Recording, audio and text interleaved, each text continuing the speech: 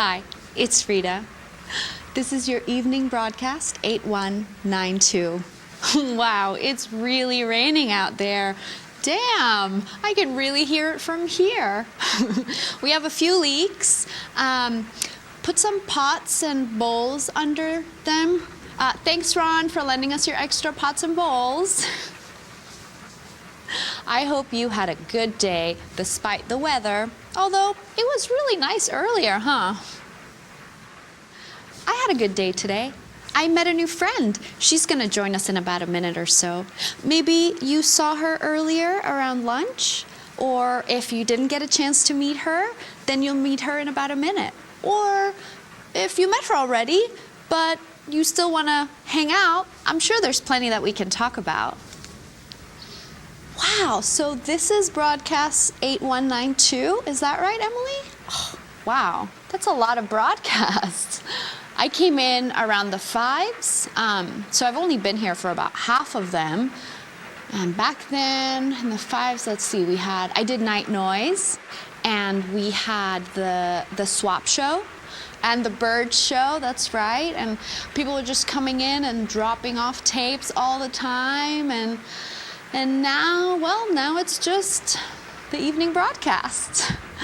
But yeah, no, it's not like I'm saying like we're in decline or anything like that. I love the evening broadcast. I think it was the first show we had on here. Yeah, so it's the spine of the station. Or maybe it's the heart. Or is it the skin? What part of the WEVP body do you think this is? Why don't you come on by and tell us about it? We're gonna be here for another 30 minutes or so, or if you don't wanna brave the storm, you can always give us a call. Same number as always, 270-216-5556. Okay, so we're gonna start with a tape. This is an old one, it's one of mine, but maybe you haven't seen it, or if you've seen it, it's been a while, so maybe you've forgotten.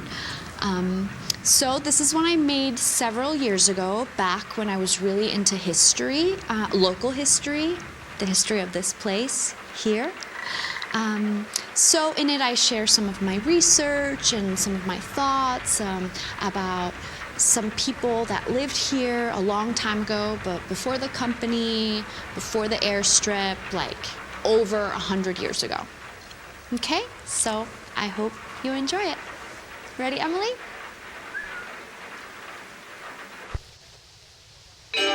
El pueblo de Nada llegó a caballo en octubre y su primer experimento fue liberar a los caballos. Llegaron de Florida. Antes de eso, de algún lugar en América Central. Pero ninguno de los que llegaron aquí habían vivido en América Central.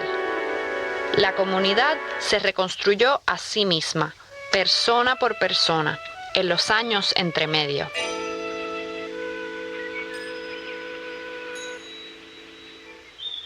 El pueblo construyó docenas de estructuras durante su tiempo aquí. La única de esas estructuras todavía en pie es la que llamamos el databank de video, la cual construyeron con el propósito de ser una biblioteca. Pero hasta ese edificio ha sido modificado y reparado extensamente. Probablemente ninguna de las estructuras presentes son originales. Las otras estructuras construidas por el pueblo fueron destruidas y recicladas durante su tiempo aquí.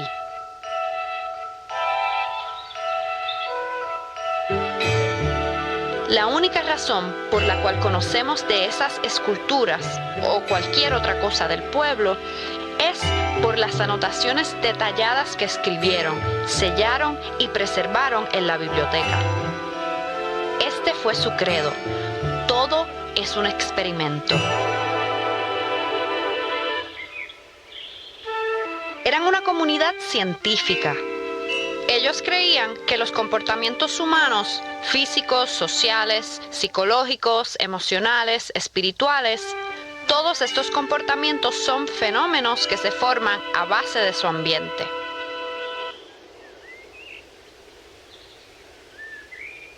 Ellos cambiaban su ambiente, observaban los efectos en su comportamiento, luego hacían más cambios y así seguían experimentalmente. Así que lo único que conservaron fueron sus anotaciones. Estaban dispuestos a abandonar cualquier cosa, en cualquier momento, a causa de que sus datos apoyaban el cambio de su ambiente, o a veces solo por saber qué pudiese ocurrir. No sabemos cuál fue su experimento final, el que los deshizo, pues no quedó nadie para anotar.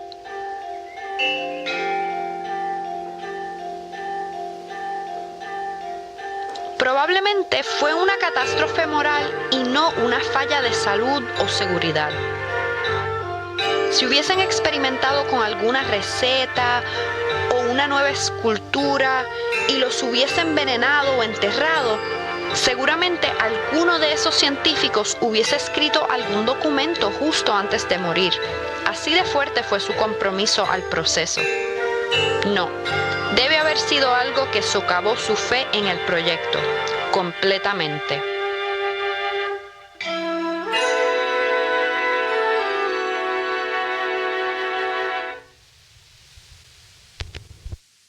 Right, exactly. And even then, it's not even the same as real toothpaste. Oh, okay. Hi. So I hope you enjoyed that video. Like I said, that was from several years old. I can't remember exactly. I enjoyed it very much. Oh, thank you, Maya. I didn't catch the ending. What happened to them? Oh, right. We don't really know. That's sad, right? Do you think that's sad? Oh, well, no, I don't think so. In fact, I think it's rather common. When a society collapses, everything gets very muddled, I think. Nobody remembers to write everything down. Right. They might have bigger problems. Or historically, I think, they might have been conquered.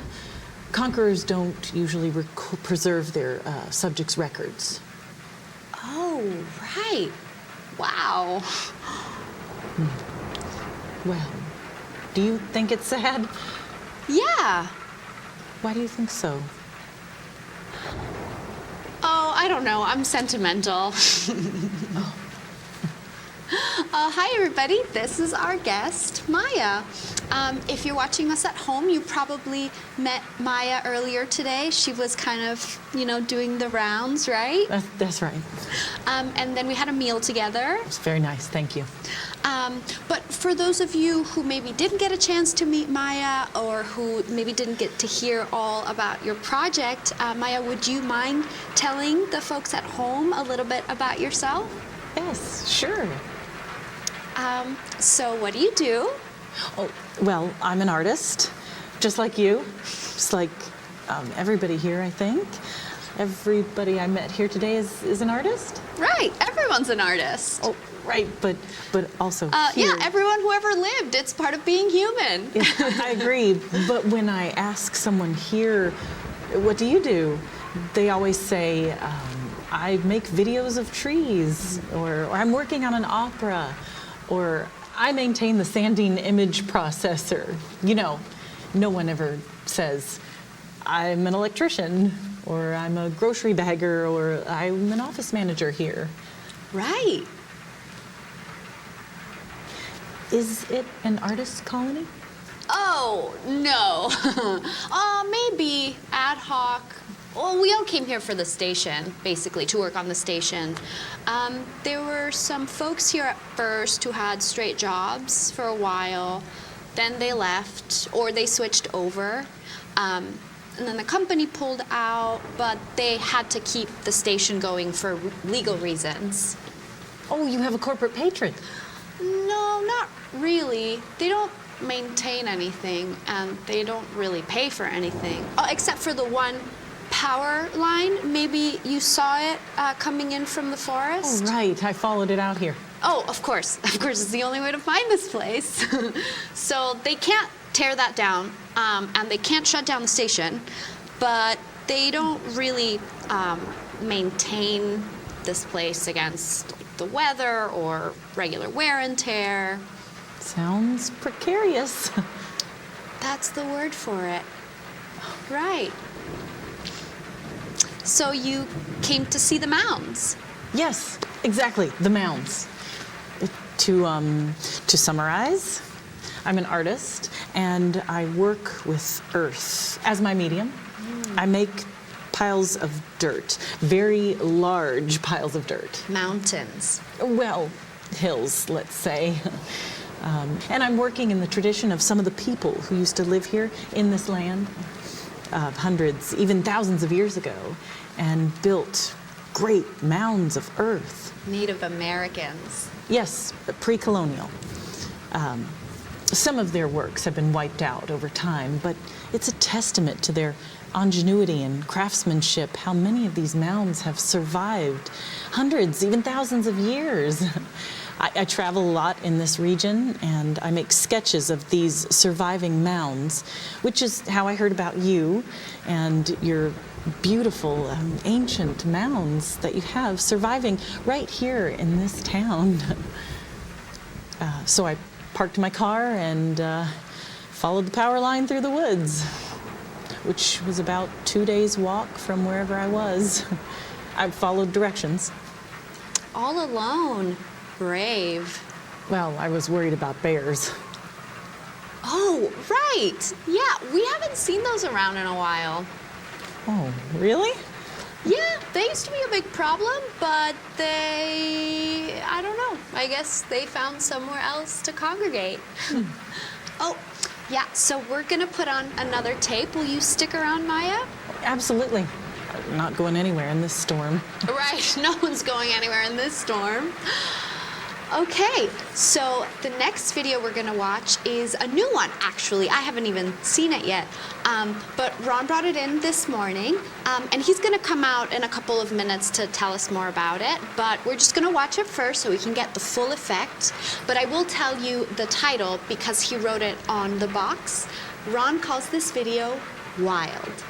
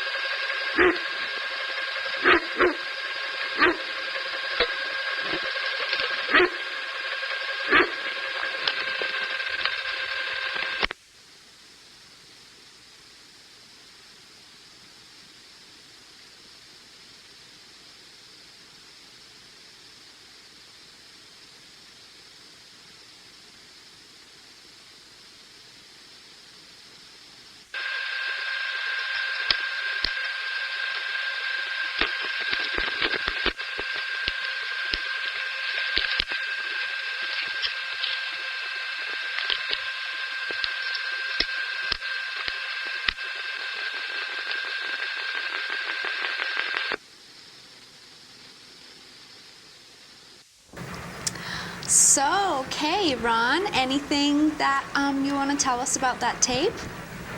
Yeah. Everything on that tape was wild.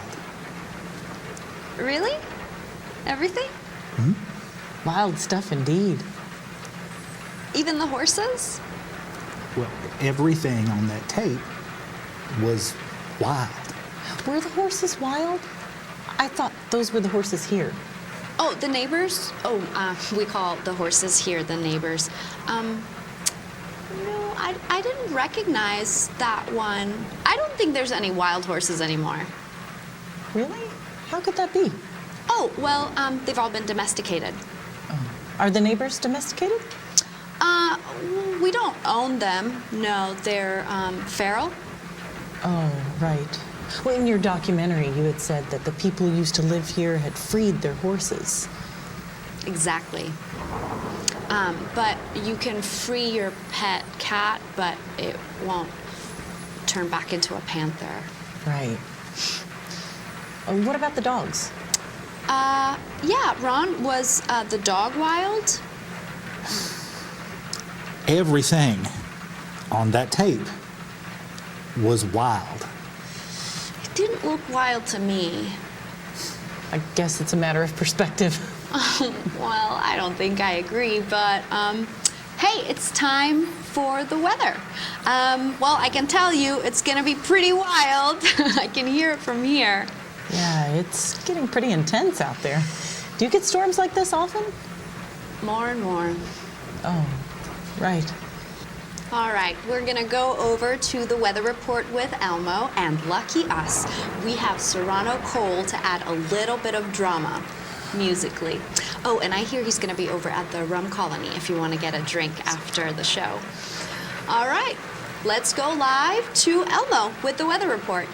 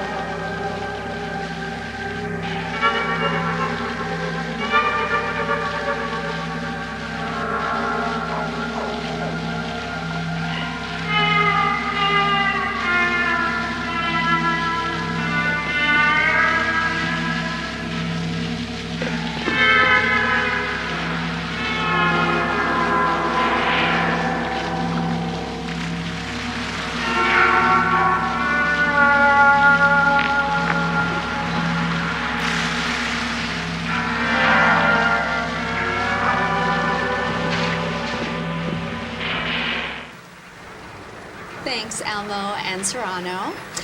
So next we have a selection from the video data bank. You're gonna like this one, Maya. This one's about caves. Oh. Yeah, local caves. We play this one a lot. It's pretty cool. Oh, but we have a phone call. Should we get it now or should we wait up? We'll get it now. Okay. Hello, WEVP. Hey Rita, it's me, Jeff with it. Remember you called it's Jeff with a G, but the first time I got in the air, you called me G off by accident. You know, you still remember that. So you can still, but it's Jeff with a G. Can you say? I was gonna tell you say hi to Maya and Ron, but Maya and Ron, you could probably hear them. Hey Maya, hey Ron. You didn't know if anybody got my last message I left on the voicemail. But I was like, do you know that I was talking about those raccoons? They keep eating my garbage. And I named one. I've been watching them eat my garbage because they just would say, should I go out there? I tapped on the window and they would just look at me. And I said, well, maybe, like, is this like, remember there was the movie, The Circle, what's the Circle of Life? I said, maybe this is the circle of life for my garbage. And then I was watching so much I started naming. I named one of them first Bumbles because he was a bit of a bumbler with the garbage. And one I named Garbage Face because he would, and then I called him Banana Peel Face. But then I said those aren't nice names. And I call another one Milk Toes. Milk Toes I think is the sweetest one. And I don't know how, like, I just, like, I consider them general neutral beings. The milk toes, her toes look like milk. So, but I was thinking about making a book about them, like maybe a children's book. I remember the Garbage Pail Kids.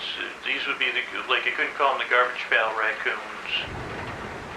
So I didn't know if you got my message though, because things have changed, and now I feel good about the raccoons. Not quite my friends, because I did try to go out there, and they just gave me this look, because they said, Bumbles, it's me, Jeff, with a G. So there's that. Then there's like, I like walking so much too during the day, because it was not much to do. But because I wait for your show, between calling in, I go for walks when I'm not watching the raccoons. And one time I was in, I saw this shining, like in this grass, and then I kept going, and I was like, ooh, there's something twinkling. And I dug through these bushes, one of which unfortunately was poison ivy. I can read your mind. And it's this glass, I think they used to call them baubles. It's not a bubble, it's a glass thing. I can't figure out what it is. It's still got some dirt on it. Because I'm having trouble with my water. I don't know if you like it. I think it was double paying my Consolidated Power bill and not paying my water bill. I don't know why they can't just combine those things. But so I'm having trouble with my water. So I can't wash it off. I think I'm gonna bring it down to the stream. But it's a very strange piece of glass, and I can't tell if it's like part of like an industrial thing. I mean, it fell from a spaceship maybe, or if it's worth it. I can bring it. Like again, I would love to come by the studio if you'll have me. I could bring this by, and we could talk about it, or I could wash it in your sink at least. Because I do have to figure out the water thing, but I don't know where to go, because it's like, how do you go if it's a P.O. box? Where do you go? And they don't have it, their number again is like those, I keep pressing 0 and it doesn't work, and I don't. Hello? Was that the storm, or is that the damn phone lines? Man, they're really flaky. Business as usual. He has a really soothing voice. That's Jeff. He's a regular caller. He's asleep. Oh, well, let him sleep. Okay, well, let's play the tape. This is Cave Art. It's a classic around here. I'm excited.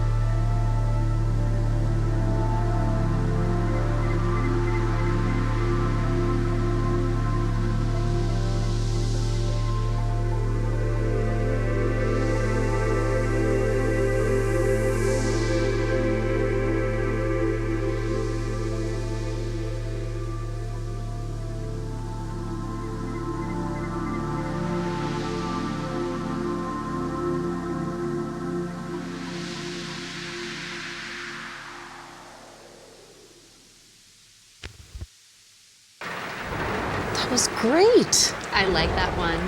It kind of.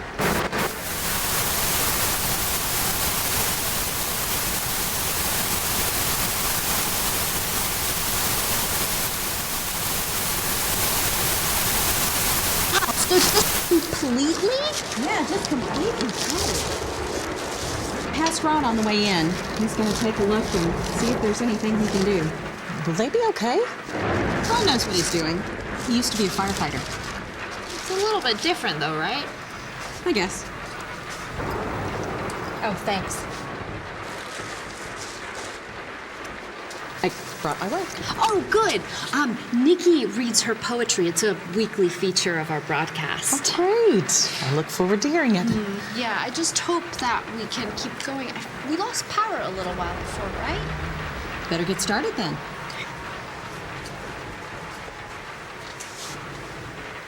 To the out-of-towner. What eagle flew you to your final bed? It was not men who brought you there to sleep. The men who left you bloodied then and fled had chosen mud and muddy-watered creek. Did wild turkeys gobble dote and care and wipe the moss beneath your eyelids clear? Did cardinals pull the twigs out from your hair and wash your hands and feet and trim your